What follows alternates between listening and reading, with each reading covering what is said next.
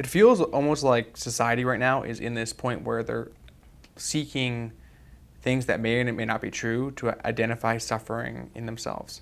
So people are now like seeking back, like looking back in like ancestral stuff that had happened, or like sexual, like right. as like a gender, and like because let's say because one group was punished in a certain time, and I'm part of that group, therefore I am also suffering from the same things. Yes.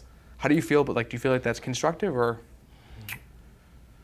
To me, it's an indication. Certainly, we could say there is a karmic release that comes from some of that.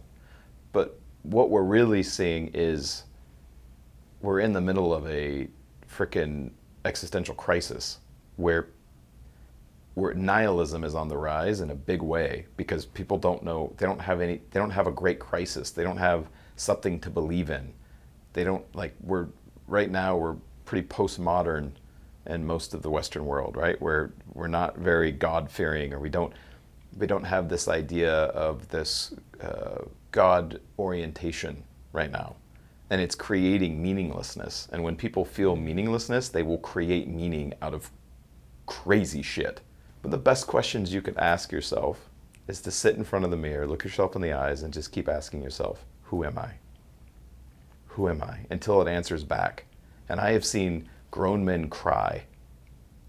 Surprisingly, how many men can't look at themselves in the fucking eyes in a mirror? But you ask that question enough times, you will get an answer, and it will rock you to your core. And when that happens, then all this shit that we think is so important, it's like, why am I so wrapped up in this? Mm-hmm. The ego desperately needs something to identify with, but it won't bring it.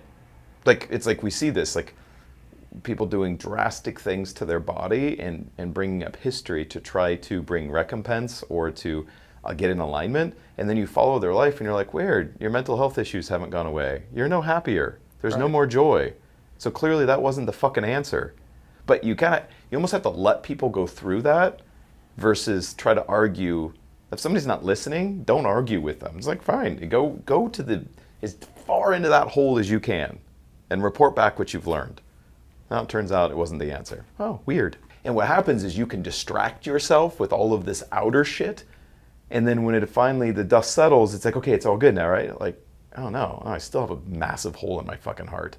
Like, that didn't solve my problem. But from an outside perspective, you really want to lead with compassion and empathy there, because if you tell somebody who's going into that, hey, this isn't going to be it, and they don't want to learn it, now you're just resisting, and they'll take all their energy into fighting against resistance, which will only further slow down their evolution. It creates friction in that relationship too with that person. Totally.